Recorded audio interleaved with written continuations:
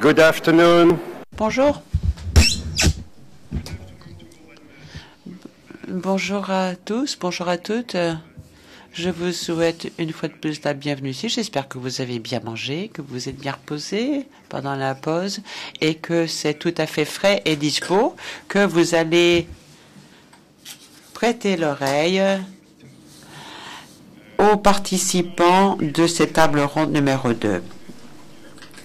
Là, je reprends le libellé du programme. Cette table ronde numéro 2 va parler de l'incidence des activités du tribunal sur l'avenir de la justice internationale, ainsi que sur l'avancement et le progrès du respect des droits de l'homme. Qui va être l'animateur, ou plutôt l'animatrice? Eh bien, oui, nous ne reculons devant rien. Nous avons ni personne. Nous avons Madame Navi Pillay, haut commissaire des Nations Unies aux droits de l'homme. Vous savez qu'elle vient d'Afrique du Sud et qu'elle est haut commissaire depuis septembre 2008.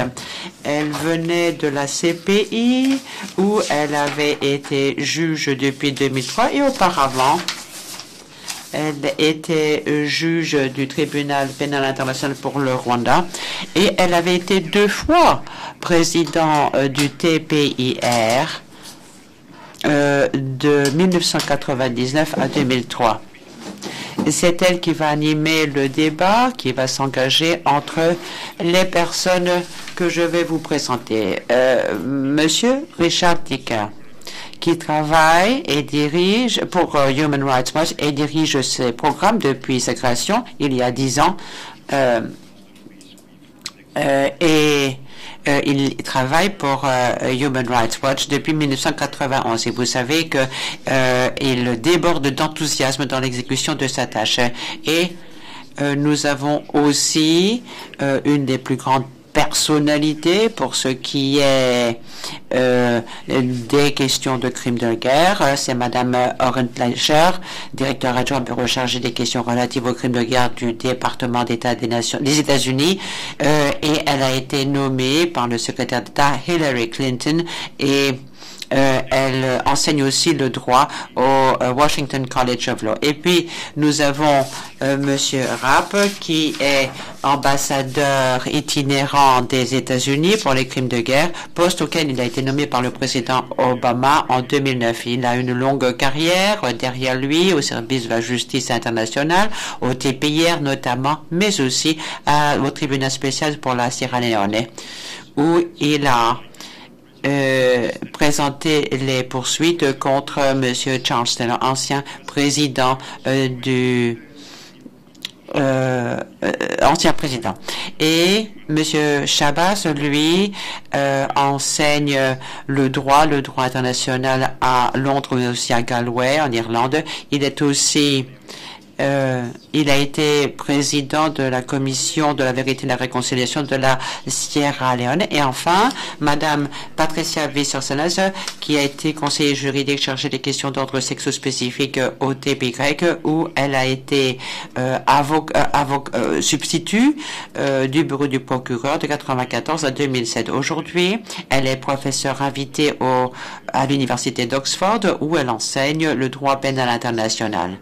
Madame Visser-Salas a une grande connaissance des sujets liés aux activités sexuelles et elle a été à ce titre aussi conseiller juridique et elle s'intéresse à ces questions. Je crois comprendre, d'après ce que m'a dit Madame Pillay, que la première heure sera consacrée à la présentation du sujet et puis que la deuxième demi-heure sera consacrée à un échange entre le public et les intervenants.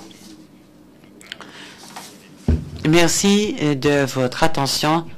Madame Pillay va vous présenter le sujet. Merci de ces mots d'introduction. Nous sommes ravis de nous trouver ici pour discuter d'un sujet qui porte sur l'incidence de l'héritage du tribunal sur la justice mondiale et sur les droits de l'homme. Vous l'aurez remarqué à notre entrée ici, nous sommes passés devant un grand nombre de manifestants qui se disent victimes Ce sont des habitants de Croatie et j'espère que nous allons en toute honnêteté parler de ce que signifie le TPY pour ce genre de personnes et pour la population du monde entier. Est-ce que le TPY, le TPR ont tenu leur promesse qui était d'établir l'état de droit suite à ce qui s'était passé pendant la Seconde Guerre mondiale lorsque la conscience de l'humanité était ébranlée, donc il n'y aurait pas d'humanité même pour des chefs d'État et le TPY a mis en accusation un président d'État encore en exercice et ceci, cet ensemble de règles normatives a permis de faire avancer le droit international et le droit international n'accorde même plus l'humanité à des présidents en exercice si celui-ci est responsable de crimes internationaux. On ne peut plus invoquer l'humanité devant un tribunal international. Vous avez eu l'acte d'accusation dressé contre Milosevic, mais aussi celui contre Charles Taylor, Omar al-Bashir et Mohamed Kadhafi qui ont confirmé cette nouveauté.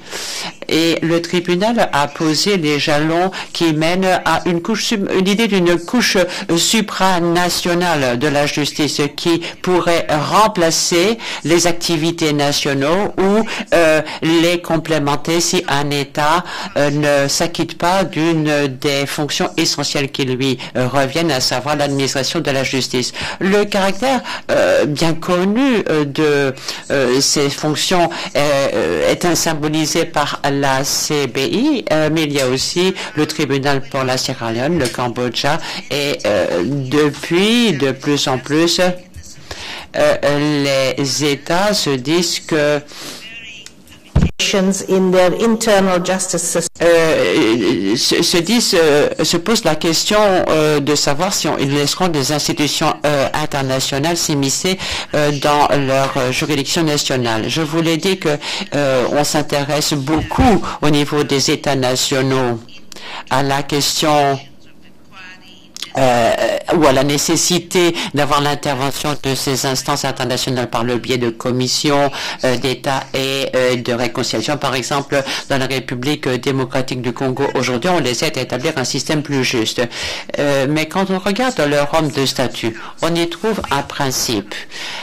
Par mode de renvoi, le Conseil de sécurité peut imposer la compétence de la CP sur les États, mais ceci se trouve aussi dans les résolutions 808 et 955 du Conseil de sécurité. Alors, définissons mieux ces questions. Nous avons, le TPY a tenu les promesses de Nuremberg, mais nous a aussi libéré d'une certaine jurisprudence assez lourde qui en restait. Aujourd'hui, un crime contre l'humanité peut être commis en temps de paix et on peut avoir aussi un crime de guerre en temps de conflit interne. C'est ce dont a parlé le premier panel de ce matin. J'aimerais insister sur ceci. Cette clarté plus grande permise par le tribunal au niveau de ces définitions a transformé la façon de juger des droits de l'homme. Aujourd'hui, les avocats des droits de l'homme peuvent en toute confiance s'appuyer sur le concept de crime contre l'humanité ou de crime de guerre, de génocide, lorsqu'ils essaient d'alerter le monde devant des situations particulièrement préoccupantes. Regardez l'application de cette obligation de protéger. Elle serait impensable si on n'avait pas la définition bien plus claire de savoir quand elle est engagée, cette responsabilité. Monsieur Chabas vous parlera de la question. Il va s'intéresser aux droits des minorités et au rapport que ceux-ci ont avec les cours européennes. Pour ce qui est de la justice entre les sex, pour la question de l'exploitation sexuelle, ça a été avant, ça avait été considéré comme étant un des effets secondaires inévitables de la guerre, mais les deux tribunaux ont reconnu que c'était là des éléments essentiels et ont contribué à faire jeter davantage de lumière sur ce que vivent les femmes pendant une guerre. Peu de temps après que le TPR a dit dans le procès ce que le viol peut être un élément constitutif du génocide, le TPY a dit que ça pouvait être constitutif de l'acte de torture. Et le viol ce n'est pas simplement une finesse, une espèce de sophistication judiciaire, c'est aussi une véritable aide apportée aux victimes. Il y avait ce bourreau d'un dictateur militaire qui avait imposé des sévices à une victime qui m'a dit qu'il était important qu'elle puisse se présenter comme étant une victime d'une torture d'État, car effectivement, dans son pays d'origine, le viol entraîne toujours des stigmates ineffaçables. Ceci l'a grandement aidé et je suis sûr que Madame Patricia Sellers nous donnera un meilleur survol que je ne peux faire moi-même de ces questions pour ce qui est de la justice à caractère sexuel. Pour ce qui est des mandats d'arrêt, une des réalisations les plus remarquables du TPREIT, c'est que de chaque mandat d'arrêt émis par le tribunal a fini par être exécuté. Même Karadzic et Mladic n'ont pu se soustraire à la justice. Je pense que M. Dicker, notamment, pourra mieux éclairer la question du lien complexe existant entre cet aspect-là et l'héritage que laisse le tribunal du TPY. Autre facteur clé, indéniable, c'est que les États membres de l'Union européenne ont conditionné l'adhésion de pays qui faisaient partie de l'ex-Yougoslavie à la bonne administration de la justice. Je me trouve une fois de plus dans une situation où il y a des pays, certains grands, certains petits, qui ont refusé de soutenir la CPI dans ses efforts lorsqu'elle a émis des mandats d'arrêt. Le printemps arabe, j'en suis sûr, va susciter un temps de réflexion chez certains pour qu'ils pensent ou repensent à leur rapport économique et autres par rapport à des régimes qui ne font pas respecter les droits de l'homme. La justice globale et son incidence au niveau local. Nous ne sommes pas ici pour chanter les louanges d'une institution vénérable qui approche de la retraite. Non, non. On peut parler de certains effets concret, mais il faut que la justice ait son effet au niveau local. Or, on a souvent critiqué les deux tribunaux. On a dit qu'ils n'avaient pas jeté des passerelles entre ces deux niveaux et qu'on n'avait pas vraiment jugé au niveau local. Mais il y a là un clivage qui est plus grand que le simple clivage géographique. Nous allons avoir une intervenant qui va nous parler de la façon dont on voit les rapports entre ce travail en Yougoslavie et la région. On a attendu trop longtemps pour essayer de vraiment parler aux gens de la région. Au moment où les opinions dans les régions commencent à se façonner et peut-être à se rigidifier. C'est vrai que ni au TPY ni au TPR, on a donné beaucoup de place aux victimes qui ne pouvaient pas devenir partie civile, ne pouvaient pas, encore moins, demander des compensations. Et à cet égard, il faut bien le reconnaître. Tous les juges de ces deux tribunaux étaient parfaitement conscients de cette lacune qui se trouvait dans leur statut. Il n'y aura pas véritable de justice rendue tant qu'on n'a pas aidé les victimes au niveau de leur intervention dans la procédure judiciaire qu'au niveau des compensations.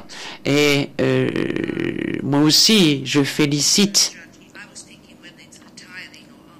Je me demandais si Monsieur le juge Robinson était à la retraite ou s'il était sortant. En tout cas, il est toujours président et je le félicite d'avoir affronté les instances dirigeantes des Nations Unies il y a quelques semaines lorsqu'il s'est fait l'avocat et le champion de toutes les victimes qui ont subi les crimes dont est saisi le tribunal. Je lui souhaite beaucoup de chance et j'espère qu'il réussira dans cette gageure qu'est la création d'un fonds fiduciaire. Rétribution sans compensation, ça ne suffit pas, mais comment assurer ces compensations? lorsqu'il y a des centaines de milliers de victimes, de familles, et lorsqu'il y a tellement d'indigents, un échange entre les conclusions du TPY et les jugements de la CPI, de la CIJ, ce que je l'interprète, par exemple, pour ce qui est du génocide de Srebrenica, là, on n'a pas véritablement de réponse. Ce matin, il en a été question aussi. On peut dire qu'il y a eu beaucoup de réactions négatives chez les communautés affligées. Par exemple, on aurait libéré Biljana Plavšić trop tôt. D'autant que le TPR avait refusé de libérer de façon anticipée la quelconque de ces condamnés. L'un d'entre eux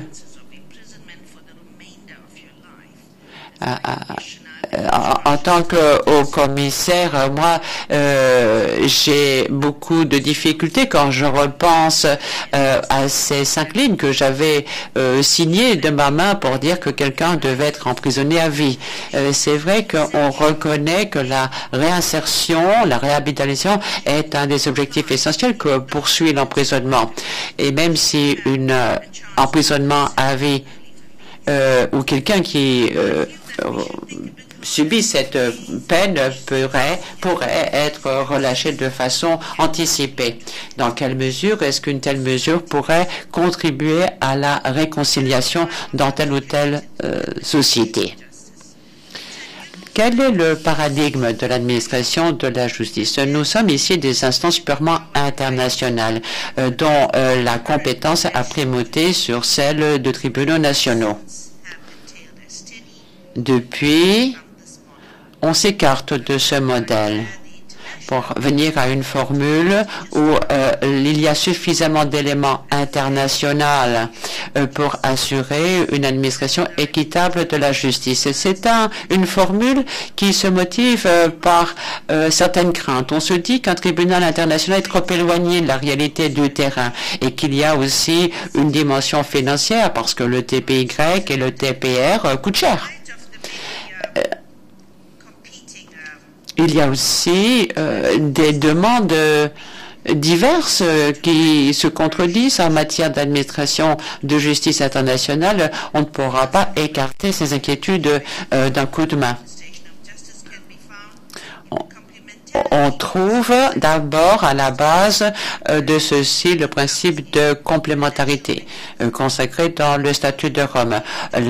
L'instance internationale n'intervient que s'il n'est pas possible de mener des poursuites au niveau local, national. Sentiment partagé. On peut voir certains États qui disent avoir le droit de juger eux-mêmes des suspects sans pour autant avoir les moyens pour le faire. Par ailleurs, la complémentarité a eu beaucoup d'effets positifs. Ça a galvanisé des États à poursuivre au niveau national des crimes de dimension internationale. Et on a souvent, du coup, une compétence plus élargie au niveau national pour des crimes commis à l'étranger, ce qui veut dire que beaucoup d'auteurs se voient interdits de séjour ailleurs, interdits de voyage aussi. Il faut comprendre une chose, à mon avis. Tant mieux s'il y a moins d'accusés à la CPI, ça veut dire qu'il y a moins de crimes commis. Et alors, cette formule avait entraîné la formation de tribunaux hybrides. Soit que vous avez des juges nationaux dans des tribunaux internationaux, vous avez aussi des tribunaux nationaux qui se composent de juges notamment internationaux. Et je pense que c'est une formule qui plaît davantage que celle des tribunaux ad hoc plus traditionnels, tels que le TPY et le TPR. Mais il y a eu certaines reculades aussi, parce que quelquefois, on voit des procureurs qui restent sous l'emprise de l'opinion publique nationale ou de l'exécutif national. Alors, si il faut peut-être faire un pas en arrière, faudrait-il revenir à cette forme de justice internationale? Ceci étant dit, je me fais un plaisir maintenant d'ouvrir le débat et je vais donner 10 minutes à chacun des intervenants. Moi, j'ai fait moins de 20 minutes, donc je prêche par l'exemple. So Diane Orenlake will be comment la région vit-elle l'administration de la justice? Vous m'entendez? Parfait. C'est vraiment un honneur, vraiment un honneur de contribuer à cette conférence, car le TPY laisse un héritage qui va transformer le monde. Je crois qu'il est utile de voir comment avait commencé cette vie du tribunal. Sous des auspices assez négatifs, on a un rapport qui le dit clairement. Il y a eu ouverture du premier proposé. On se demande si ce tribunal a suffisamment de compétences ou a le pouvoir de juger ceux qui sont considérés comme coupables en ex-Yougoslavie. Donc on ne s'attendait pas à grand-chose comme résultat. Et c'était vraiment une gageure pour ce tribunal. Et vu ce qu'il a connu au départ, ses réalisations sont remarquables. Aujourd'hui, je parle en mon nom personnel, même si je suis encore pour 2 semaines fonctionnaire du département d'État américain. Si je vous dis que je parle à titre personnel, c'est à plus d'un titre. Ça me permet de mener avec vous, personnalité éminente, de la réalisation. Je suis un petit peu nostalgique quand je pense aux premières années de vie de ce tribunal. J'ai eu une grande chance d'y participer de l'extérieur, même avant sa création. Je faisais partie d'un groupe d'ambassadeurs au moment où Mme Albright avait invité autour d'une table des conseillers pour discuter de ce qui était alors le projet de règlement. Donc, je connais ce tribunal depuis longtemps. Richard Golson a été nommé premier procureur de ce tribunal en 1994, en exercice de 100 ans, et il m'a demandé si je pouvais l'aider pour procéder à une analyse juridique. J'ai dit que oui, bien entendu. Et ne sachant pas à quoi je m'engageais, j'ai bien compris que vraiment, ce n'était pas facile de travailler avec le bureau du procureur. Et au cours de ces premières années, je faisais pratiquement de l'archéologie judiciaire. C'est comme si on procédait à des excavations, à des recherches archéologiques. Par rapport à ce qui ne s'était pas fait pendant 50 ans. Et il fallait tout d'un coup appliquer un droit qui avait vécu 50 ans plus tôt à de nouvelles questions d'actualité. La jurisprudence du TPY et des autres tribunaux qui l'ont suivi sont maintenant vraiment du droit contemporain, très moderne, et ce fut une évolution très positive puisqu'il est interprété, appliqué dans les tribunaux nationaux du monde entier. J'ai rencontré le juge Cassese, premier président, tout comme d'autres qui en parlent aujourd'hui, et je dois dire que sa mort est une perte énorme pour nous tous. Mais il laisse lui aussi un héritage extraordinaire. Si le tribunal a laissé un héritage aussi important, c'est aussi parce qu'il a eu la chance d'accueillir des talents exceptionnels et d'avoir eu des procureurs, des juges notamment et surtout le juge Cassese, mais il y a eu d'autres grandes personnalités. Madame le juge MacDonald mérite d'être félicitée car elle a compris, ce fut un trait de génie de comprendre l'importance du programme Outreach pour établir le lien avec les populations concernées. Madame Pillay, nous le savons tous, a joué un rôle capital permettant que justice soit faite pour les victimes de viol, notamment. Je n'ai pas vérifié, mais si je me souviens bien, il y a eu un moment tout à fait extraordinaire dans le procès à Kayesu où des victimes venaient parler de viol, de cas de viol qui n'avaient pas été repris dans l'acte d'accusation. Le juge a dit un instant, pourquoi est-ce que ça se trouve pas dans l'acte d'accusation et l'acte d'accusation a été amendé, modifié. Bon, j'ai peut-être oublié certains détails, mais c'est un moment phare, vraiment capital pour ce qui est des violences à caractère sexuel et de leur condamnation. Alors, je voulais passer à cadence forcée tout de suite à 2006 parce que c'était 10 ans plus tard. Ça faisait 10 ans que je n'avais été plus en Bosnie sur le terrain pour le travail que je faisais pour le TPY. J'ai été frappé d'une chose. Il y avait beaucoup d'écrits universitaires, scientifiques sur l'évolution jurisprudentielle du TPY, mais à ce moment-là, et ça a changé, on ne se demandait pas trop quelle était l'incidence du tribunal sur la région qui avait été le plus touchée par ces travaux. J'ai commencé à me demander ce que le travail du tribunal signifiait pour les gens de la région. Et j'ai commencé à regarder quel est l'effet du tribunal en Bosnie, en Serbie notamment, pour les habitants de la région, mais aussi pour eux que serait une réussite, ou comment voudrait-il voir le tribunal pour qu'il soit une réussite. L'opinion publique là-bas avait été très hostile au tribunal pendant très longtemps. Je n'avais pas compris une chose avant d'entreprendre cette recherche.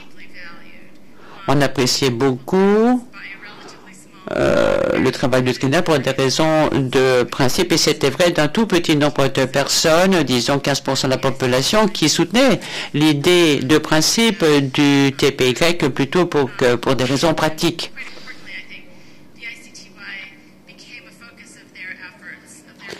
Et puis, tous ces efforts moraux de ces gens se concrétisaient dans le rôle du TPY pour essayer de voir quel avait été le rôle des chefs du pays dans ce conflit. Je vous dis 15% de personnes.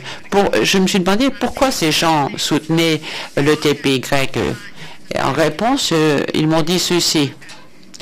Ce fut peut-être la réponse la plus fréquente. À leurs yeux, les jugements du TPY allaient permettre de faire avancer le processus en Serbie de responsabilisation de ses leaders.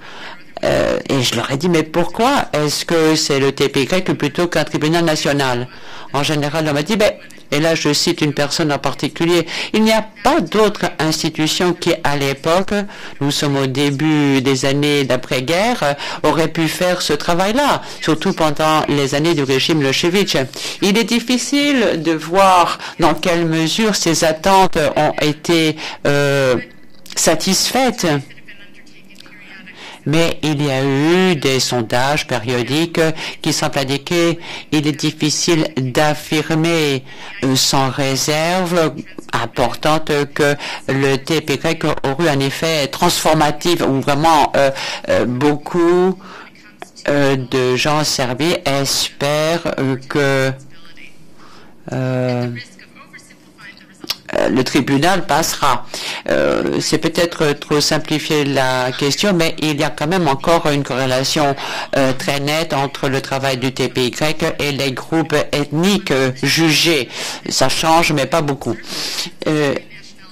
Quand on parle des personnes de nationalité serbe, s'agissant d'atrocités par les Serbes, à partir de 2009, il n'y a que 8% des Serbes qui ont répondu à nos questions, qui croient que ce sont les Serbes qui sont les plus coupables ou qu'on remet le plus de griffes, alors que 2/3 des inculpés au TPY étaient Serbes. 3% de Serbes pensent que le groupe qui a le plus perdu de personnes, qui a subi de perdre, étaient les Serbes. Et les données les plus fiables disent que plus de 10% des victimes étaient serbes, alors que quelques 83% étaient musulmanes. Donc il y a encore un clivage très important entre la perception qu'on peut avoir et des travaux du tribunal et la réalité. Plusieurs facteurs contribuent à ce clivage et nous ne savons manifestement pas quel sera l'effet à long terme du tribunal, qui sera peut-être un peu différent de ce qu'il est maintenant. Puis j'aimerais tout simplement dire qu'en dépit des résultats de ces sondages qui nous a donné beaucoup à réfléchir, il y a de nombreuses personnes qui croient fermement que le travail du tribunal a une certaine utilité et a fait en sorte que ces atrocités ont été commises, et tout cela donc à la suite des jugements rendus par le TPY.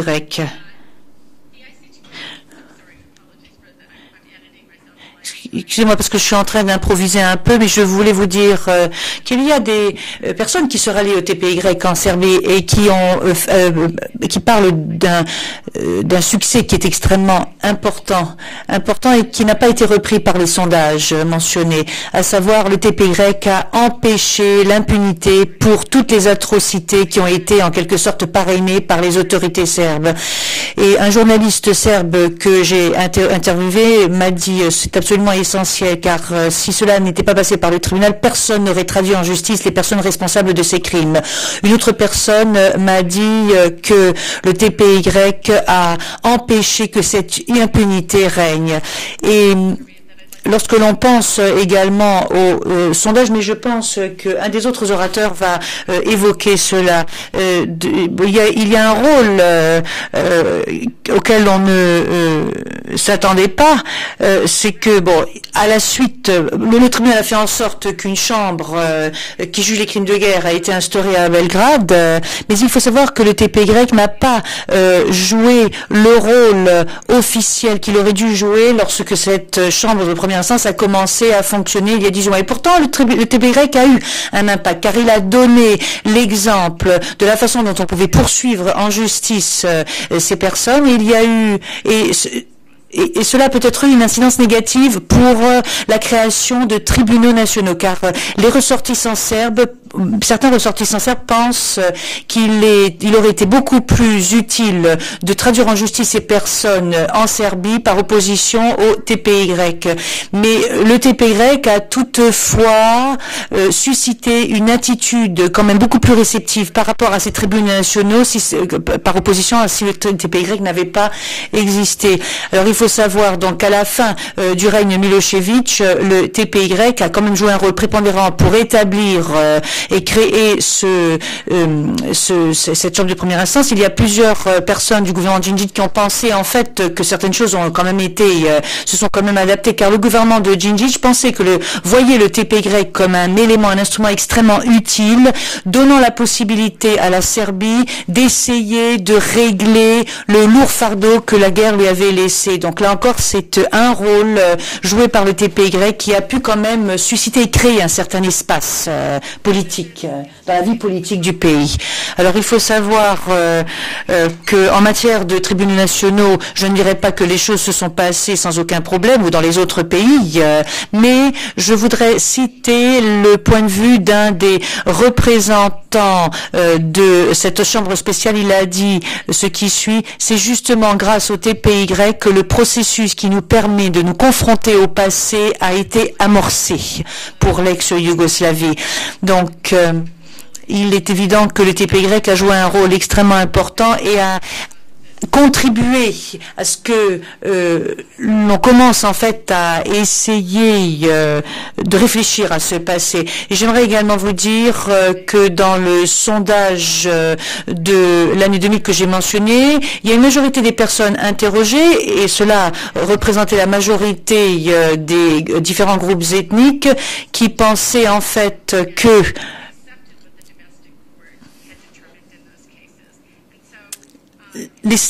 certains Serbes avaient été jugés et déclarés coupables devant les tribunaux nationaux, et de façon indirecte, donc, le TPY a aider à ce que la population accepte cette idée de responsabilité.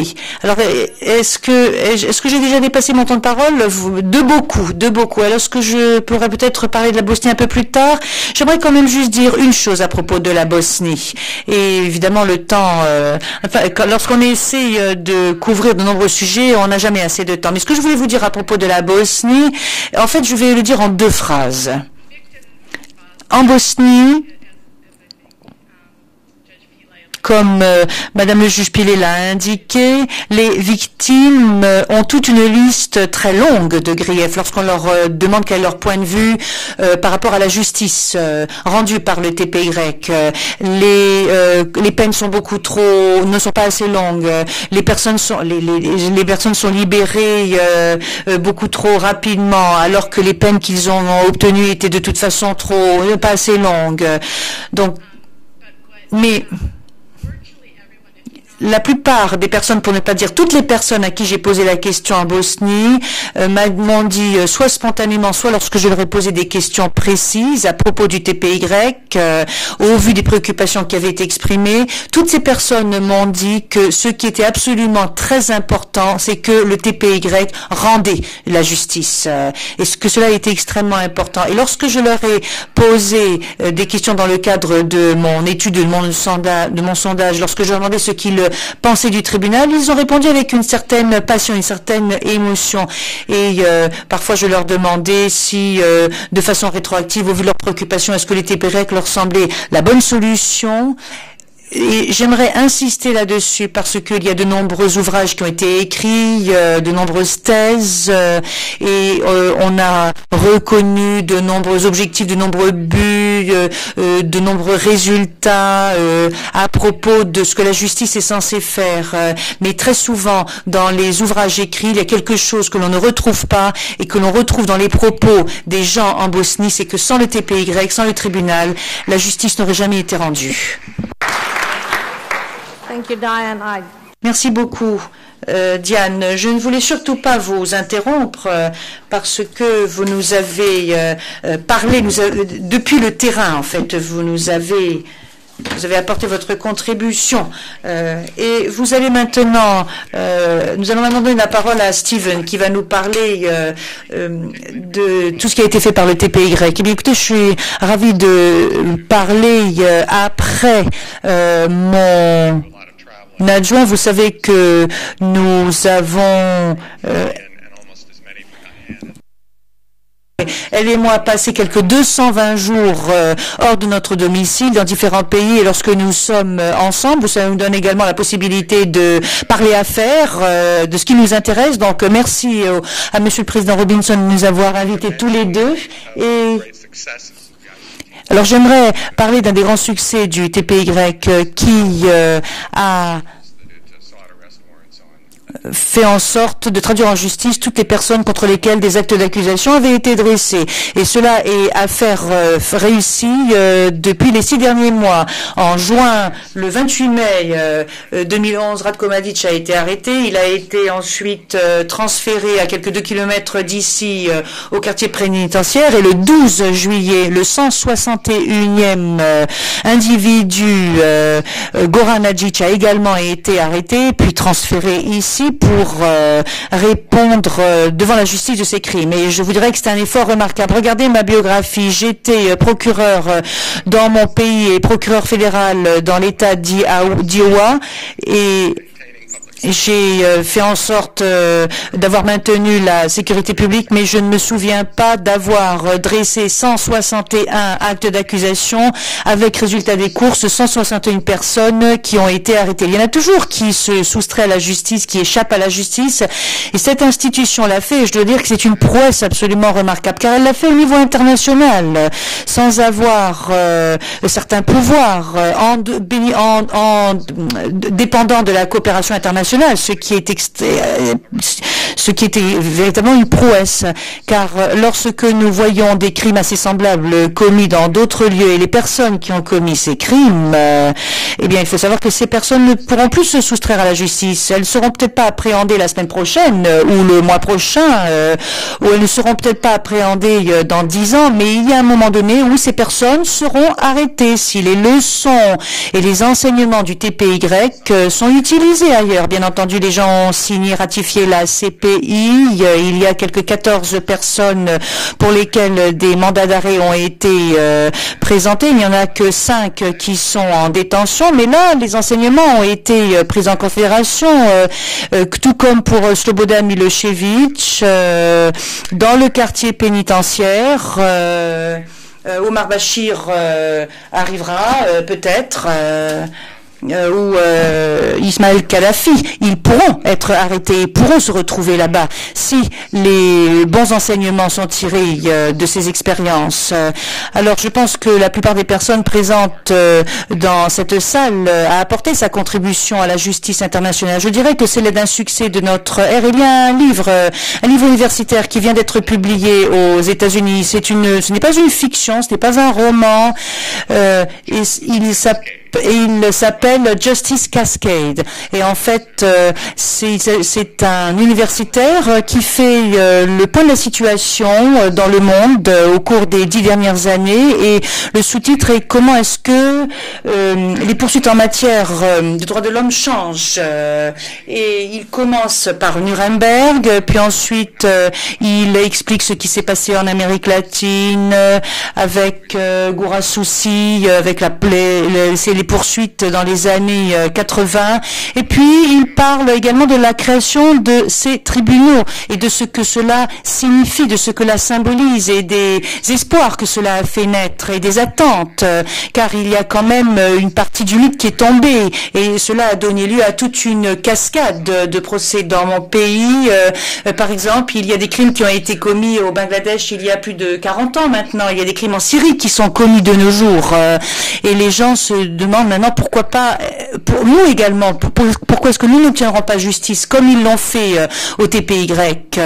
Donc ça, c'est un premier succès. Et j'aimerais également rendre hommage à mes collègues ainsi qu'au procureur et à mes collègues du bureau du procureur qui ont travaillé ici au TPY avec Goldstone, avec Louise Arbour, avec Madame Carole Del Ponte, avec Serge Brammertz.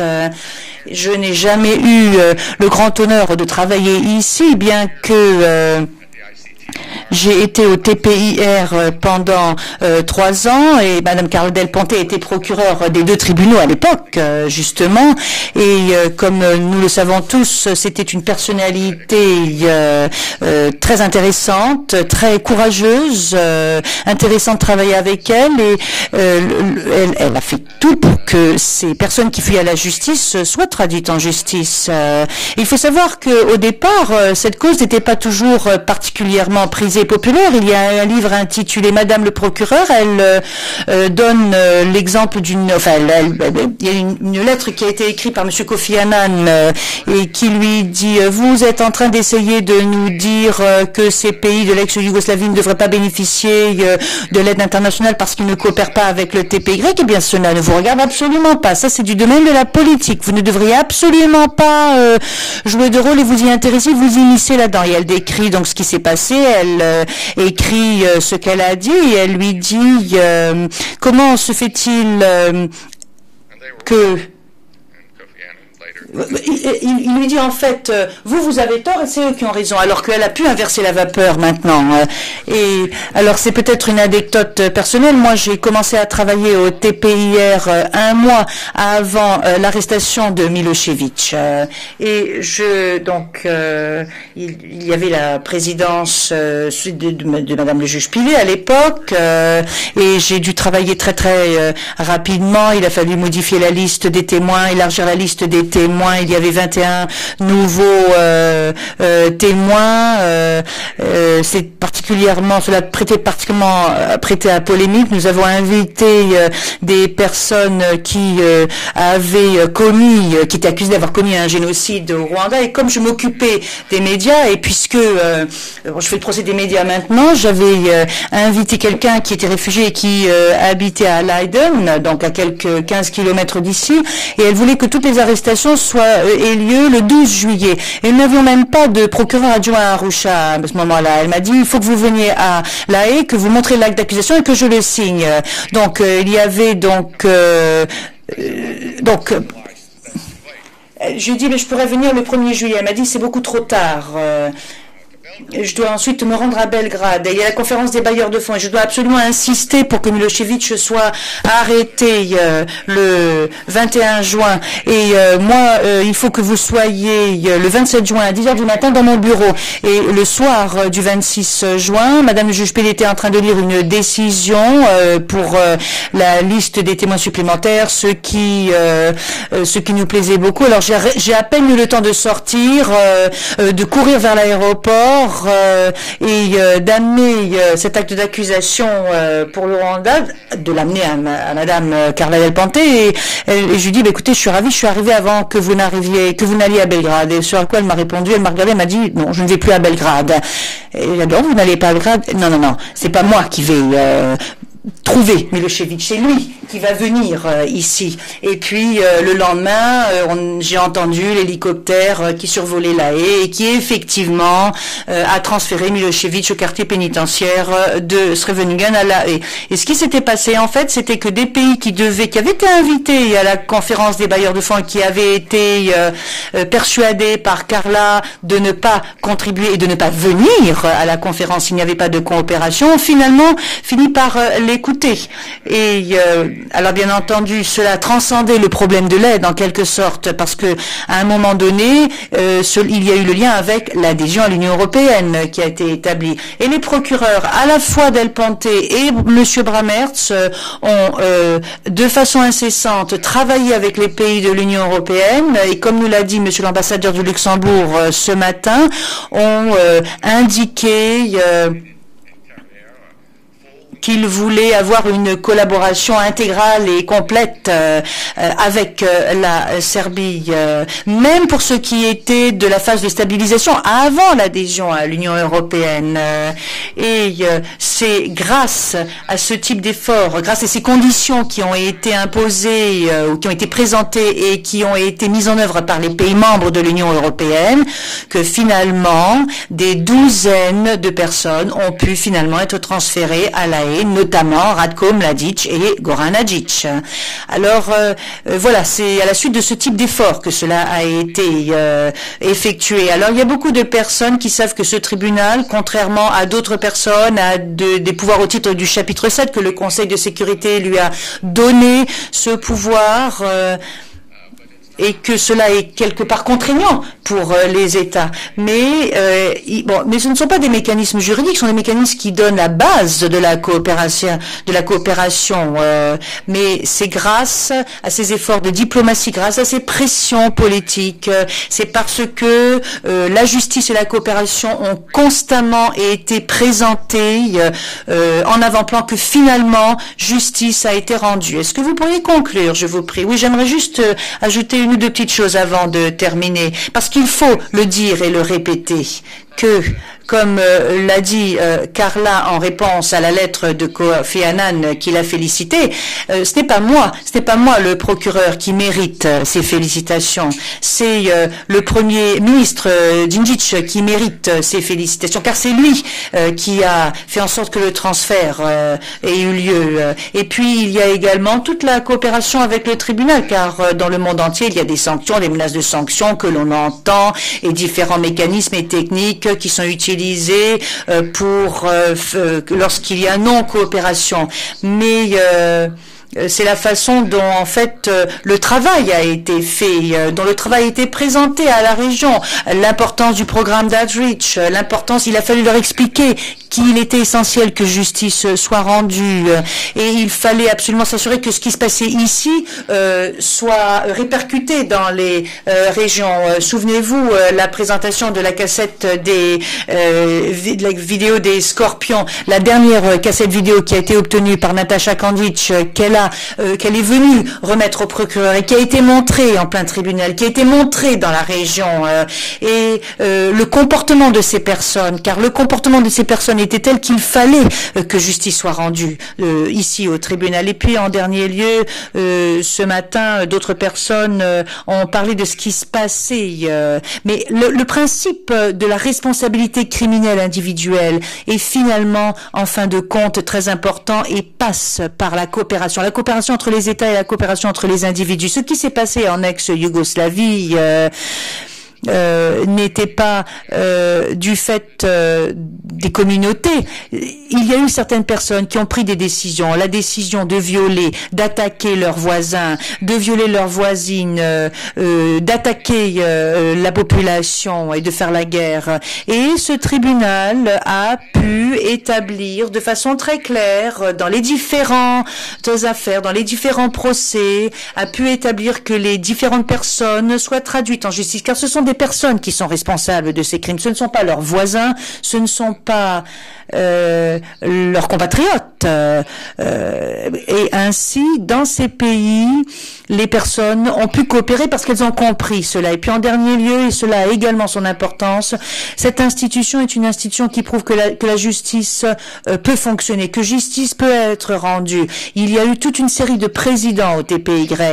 et cette institution a pu démontrer que l'on peut travailler à la fois le matin et l'après-midi, avoir 2 procès par jour, mais que l'on peut traduire en justice ces personnes, que l'on peut limiter par exemple certains actes d'accusation et en limiter la portée, mais toujours avec l'objectif que justice soit rendue. Donc c'est grâce à l'accusation, grâce au juge, grâce à ce qui s'est passé au quotidien ici que finalement nous avons pu avoir l'influence, nous avons pu utiliser cet instrument pour que ces personnes soient traduites en justice.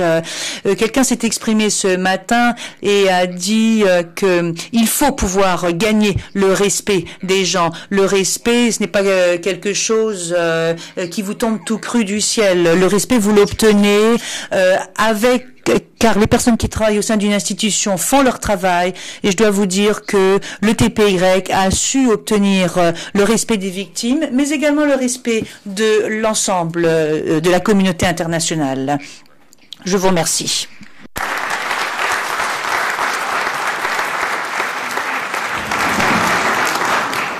Thank you very much, Stephen.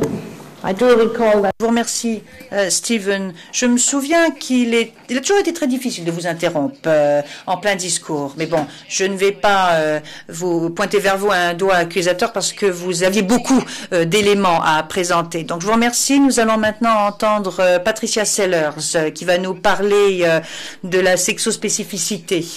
Je pense que je vais rester ici. Je pense que si l'on reste ici, les 10 minutes, en fait, je vais avoir beaucoup plus de temps pour vous parler pendant ces 10 minutes. Alors, je vais vous parler de jurisprudence, mais je ne vais pas forcément vous parler de choses, je vais vous parler de choses que vous ne connaissez pas forcément. Je vais vous parler des actes de violence sexuelle par opposition au génocide ou parallèlement au génocide. Les hommes et les femmes en sont victimes de ces crimes à caractère sexuel.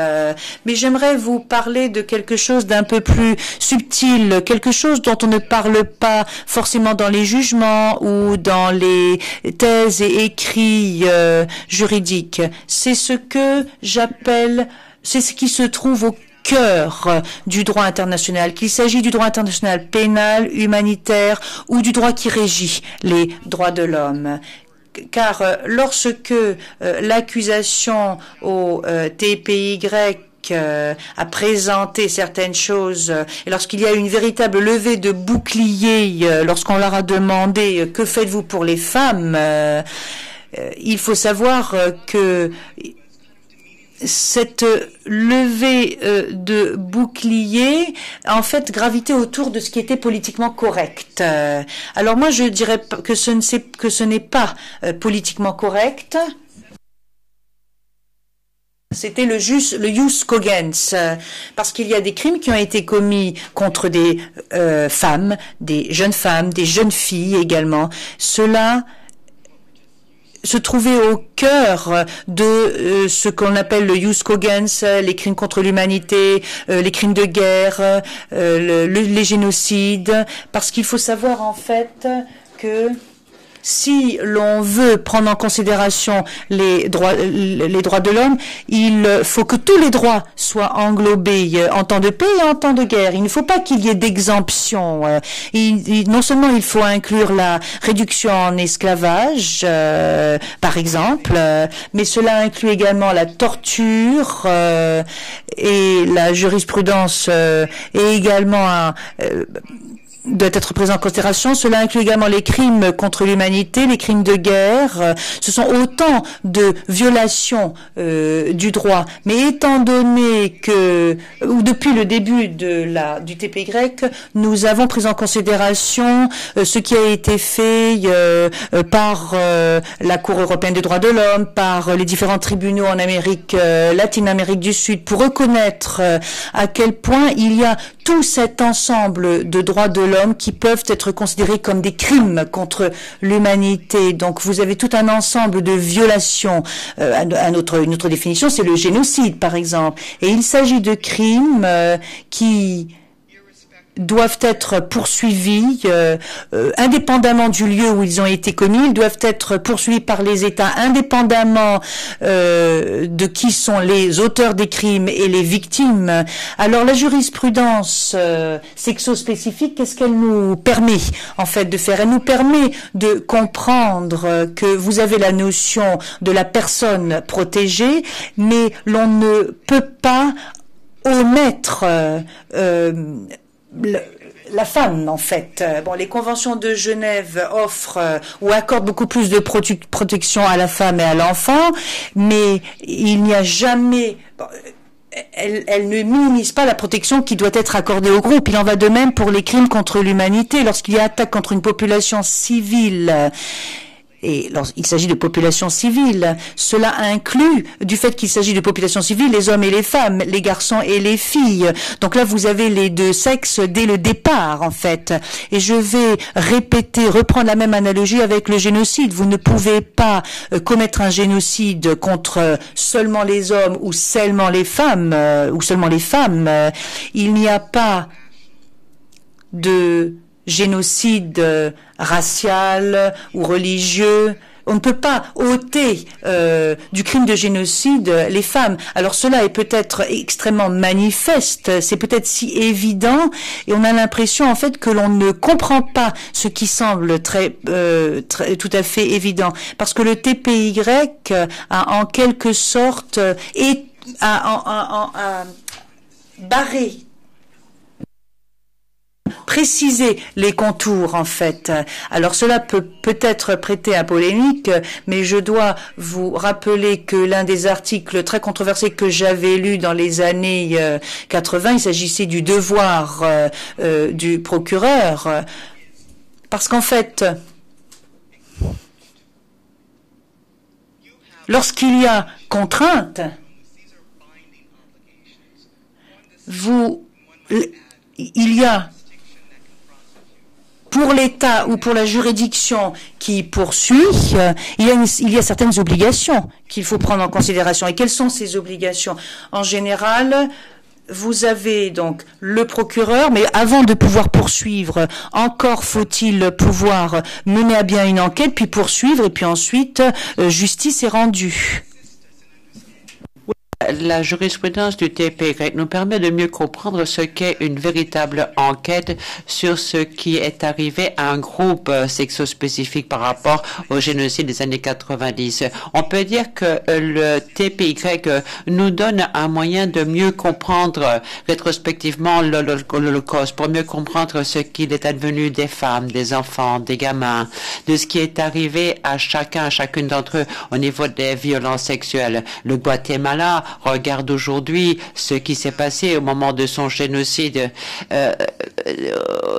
si on regarde uniquement ce qui était fait aux hommes, on ne remplit pas les obligations jus cogens de poursuite et du jugement si on ne fait que regarder les hommes. Je dirais que ce qu'a fait et ce que compte y faire la jurisprudence, c'est un peu un rôle de pionnier. C'est un peu comme quand vous avez quelqu'un qui saute. Avant de sauter, il faut faire un pas en arrière. C'est pour mieux comprendre ce qu'est un génocide à caractère sexuel, ce qui est repris par les conventions. Qu'est-ce qu'un crime contre l'humanité? Comment attaque-t-on un groupe, une population? Comment attaque-t-on sa composition en attaquant chacune des personnes? Et je pense que ainsi, celui qui se met à courir pourra entamer son saut s'il a mieux compris cela.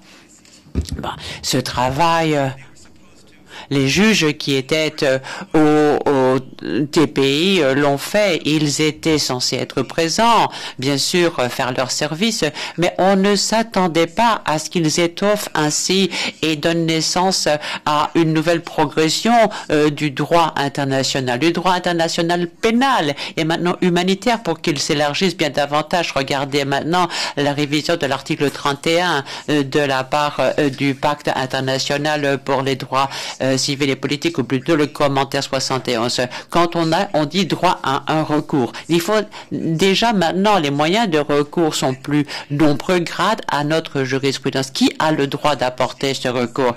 Il faut pour dire cela comprendre la nature de la violation. Il faut savoir qui a le droit d'apporter ce recours. Et c'est là un élément, un des effets de la jurisprudence relative au sexospécifique du TPI. Le succès n'était pas complet.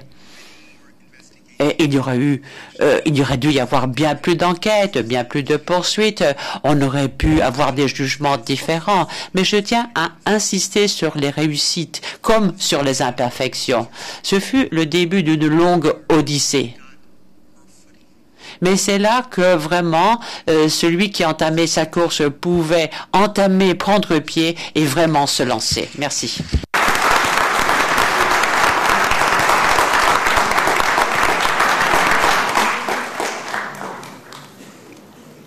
Thank you so much. Madame Pillay, merci beaucoup, Patricia. C'est maintenant Richard Dicker qui va nous parler de cet héritage en matière de coopération d'État et de l'impact de l'effet de la jurisprudence du tribunal sur les tribunaux nationaux.